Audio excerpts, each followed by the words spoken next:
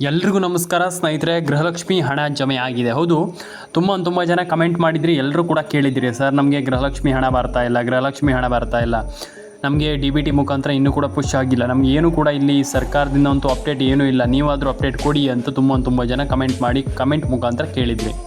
ಹಾಗಾದರೆ ಇಲ್ಲಿ ಯಾಕೆ ಹಣ ಬರ್ತಾ ಇಲ್ಲ, ಏನು ಕತೆ, ಏನು ಆಗ್ತಾ ಇದೆ ಇಲ್ಲಿ ಸರ್ಕಾರದಿಂದ, ಇಲ್ಲಿ ಏನಾದರೂ ಹಣ ಹಾಕುವಂಥ ಒಂದು ಇದೆಯಾ, ಏನು ಕತೆ ಅನ್ನುವಂಥ ತುಂಬ ಜನ ಹೇಳ್ತಾ ಹೋಗ್ತೀನಿ, ಕೇಳಿ. ಫಸ್ಟ್ ಆಫ್ ಆಲ್, ಸರ್ಕಾರ ಇಲ್ಲಿ ಎಲ್ರಿಗೂ ಹಣ ಹಾಕಲಿಕ್ಕೆ ತಯಾರಿ ಮಾಡ್ತಾ ಇದೆ. ಆ್ಯಂಡ್ ಅದ್ರ ಜೊತೆಗೇ ತುಂಬ ಜನರ ಅಕೌಂಟಿಗೆ ಹಣ ಹೋಗಿಲ್ಲ. ಅರ್ಥ ಆಯ್ತಾ? ಹಣ ಹೋಗಿಲ್ಲ ಅಂದ ತಕ್ಷಣ ಹಣ ಬರೋದೇ ಇಲ್ಲ, ಹಣ ಹೋಗೋದೇ ಇಲ್ಲ, ಹಣ ನಮ್ಗೆ ಜಮೆನೇ ಆಗೋದೇ ಇಲ್ಲ ಅನ್ನುವಂಥದ್ದು ಅಲ್ಲ. ಈಗ ನಮಗೆ ಹಣ ಜಮೆ ಆಗಬೇಕಂತಂದ್ರೆ ನಾವು ಏನು ಮಾಡಬೇಕು ಅನ್ನುವಂಥದ್ದು ತುಂಬ ಮ್ಯಾಟ್ರ್ ಆಗುತ್ತೆ. ಇಲ್ಲಿ ಫಸ್ಟ್ ಆಫ್ ಆಲ್ ಎಲ್ರಿಗೂ ಹೇಳ್ತಾ ಹೋಗ್ತೀನಿ, ಕೇಳಿ. ಲಕ್ಷ್ಮೀ ಹೆಬ್ಬಾಳ್ಕರ್ ಮೇಡಮ್ ಅವ್ರು ಏನು ಹೇಳಿದ್ರು, ಸ್ವಲ್ಪ ಟೆಕ್ನಿಕಲ್ ಎರರ್ ಇರುತ್ತೆ, ಅದನ್ನು ಸರಿ ಮಾಡಿಕೊಂಡು ನಾವು ಹಣವನ್ನು ಹಾಕ್ತೀವಿ, ಹಿಂಗೆ ಅನ್ನುವಂಥದ್ದನ್ನು ಹೇಳಿದ್ರು. ತಪ್ಪಲ್ಲ, 100% ತಪ್ಪಲ್ಲ, ಅವ್ರು ಹೇಳಿರುವಂಥದ್ದು ಕರೆಕ್ಟಾಗಿದೆ. ಆದರೆ ಇಲ್ಲಿ ಒಂದು ರೀತಿಯಲ್ಲಿ ನಾವು ನೋಡ್ತಾ ಹೋಗೋದಾದರೆ, ಯಾರು ಏನೇ ಹೇಳಿದ್ರು ಕೂಡ ನಮಗಿಲ್ಲಿ ಹಣ ಜಮೆ ಆಗ್ತಾ ಇಲ್ಲ.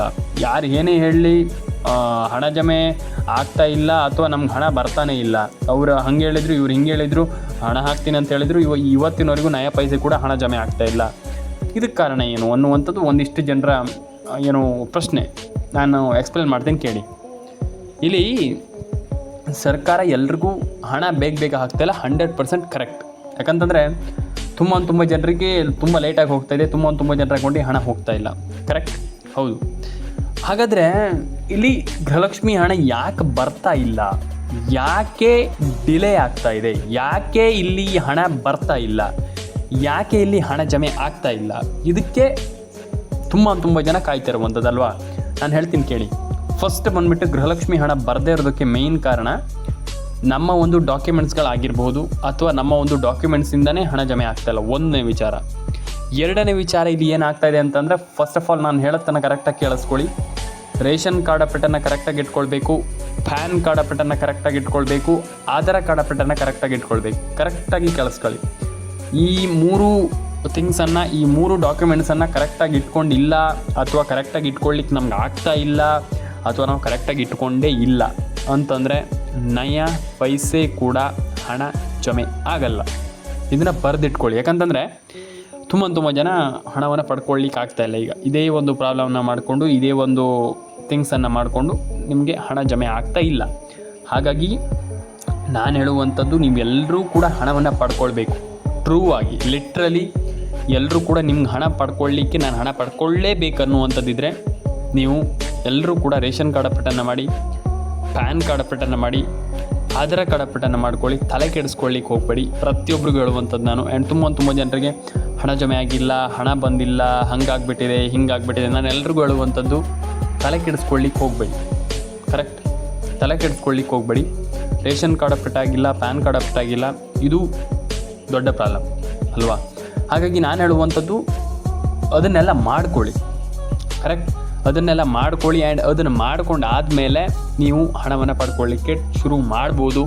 ತುಂಬ ಜನರದ್ದು ಹಣ ಬರದೇ ಇರೋದಕ್ಕೆ, ಅಥವಾ ಹಣ ಬರುವಂಥದ್ದು ಡಿಸ್ಮಿಸ್ ಅಂದರೆ ನಿಮ್ಮದು ಲಿಸ್ಟಿಂದ ತೆಗೆದು ಹಾಕಿರುವಂಥದ್ದಕ್ಕೆ ಇದೇ ಕಾರಣ. ಹಾಗಾಗಿ ತುಂಬ ಜನರ ಲಿಸ್ಟಿಂದ ತುಂಬ ಜನರನ್ನು ತೆಗೆದು ಹಾಕಿದ್ದಾರೆ, ಇದೇ ಒಂದು ಕಾರಣದಿಂದ. ಹಾಗಾಗಿ ಡಾಕ್ಯುಮೆಂಟ್ಸ್ ಒಂದನ್ನು ವೆರಿ ಕೇರ್ಫುಲ್ಲಾಗಿ, ಅಂದರೆ ನೀವು ಸುಮ್ಮನೆ ನಮಗೆ ಹಣ ಬರಲ್ಲ ಅನ್ನುವಂಥದ್ದಲ್ಲ. ಫಸ್ಟ್ ಆಫ್ ಆಲ್ ಥಿಂಕ್ ಮಾಡಬೇಕು, ನಾವು ಏನು ತಪ್ಪು ಮಾಡಿದ್ದೀವಿ ಅಲ್ವಾ. ಹಾಗಾಗಿ ನಾವು ಏನು ತಪ್ಪು ಮಾಡಿದ್ದೀವಿ ಅದನ್ನು ನಾವು ಸರಿ ಮಾಡಿಕೊಳ್ಳೇಬೇಕಾಗ್ತದೆ. ಹಾಗಾಗಿ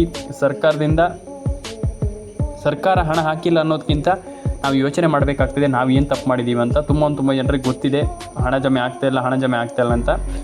ಅಂದರೆ ನೀವು ತಪ್ಪು ಮಾಡಿಲ್ಲ ಅಂತಂದರೆ 100% ಹಣ ಜಮೆ ಆಗುತ್ತೆ.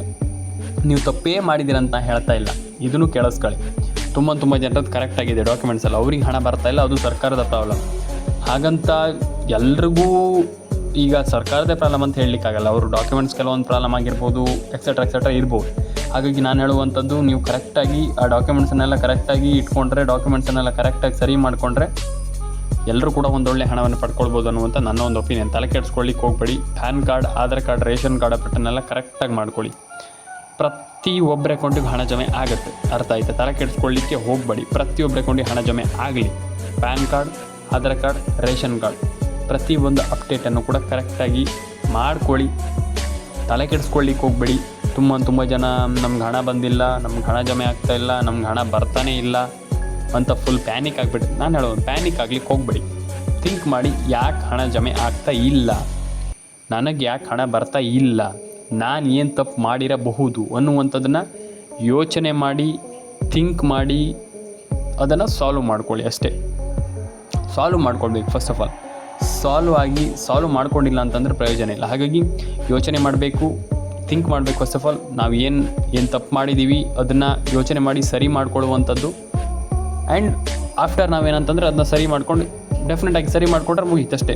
ಎಲ್ಲರೂ ಕೂಡ ಒಂದೊಳ್ಳೆ ಹಣವನ್ನು ಪಡ್ಕೊಳ್ಬೋದು ಅನ್ನುವಂಥದ್ದು ನನ್ನ ಒಂದು ಒಪಿನಿಯನ್. ನಿಮ್ಗೆ ಏನು ಅನಿಸುತ್ತೆ ದಯವಿಟ್ಟು ಕಮೆಂಟ್ ಮಾಡಿ ತಿಳಿಸಿ. ಇವತ್ತೊಂದು ವಿಡಿಯೋ ನಿಮಗೆ ಎಂಡ್ ಮಾಡ್ತಾಯಿದ್ದೀನಿ. ನಿಮ್ಮ ಅನಿಸಿಕೆ ಏನಿದೆ ದಯವಿಟ್ಟು ತಿಳಿಸಿ ಸ್ನೇಹಿತರೆ.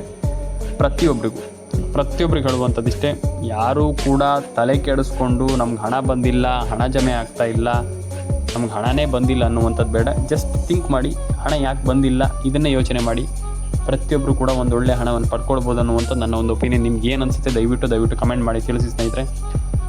ಲೈಕ್ ಮಾಡಿಲ್ಲ ಅಂದರೆ ಲೈಕ್ ಮಾಡಿ. ಪೆಂಡಿಂಗ್ ಹಣ ಆರಾಮ್ಸೆ ಜಮೆ ಆಗುತ್ತೆ. ಈ ದಿನ ಹಣ ಜಮೆ ಆಗುತ್ತೆ. ಆ್ಯಂಡ್ ಐ ಥಿಂಕ್ 1 ವಾರ 1.5 ವಾರ, ಜಾಸ್ತಿ ಅಂದರೆ 1-2 ವಾರ ಆರಾಮ್ಸೆ ನಿಮ್ಮೆಲ್ಲರೂ ಕೂಡ ಪೆಂಡಿಂಗ್ ಹಣನೂ ಕೂಡ ಬರುತ್ತೆ. ಅಷ್ಟು ಬರುತ್ತೆ, ಇಷ್ಟೇ ಬರುತ್ತೆ ಅಂತ ನಾನು ಹೇಳಲಿಕ್ಕೆ ಆಗೋದಿಲ್ಲ.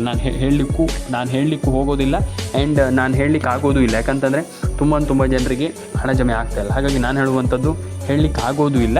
ಆ್ಯಂಡ್ ನಾನು ಹೇಳಲಿಕ್ಕೆ ಹೋಗೋದು ಇಲ್ಲ. ಅಷ್ಟು ಜಮೆ ಆಗಿದೆ, ಇಷ್ಟು ಜಮೆ ಆಗುತ್ತೆ ಅಂತ ಸುಮ್ಮನೆ ಸುಳ್ಳು ಎಲ್ಲ ನಾನು ಹೇಳಲಿಕ್ಕೆ ಹೋಗಲ್ಲ.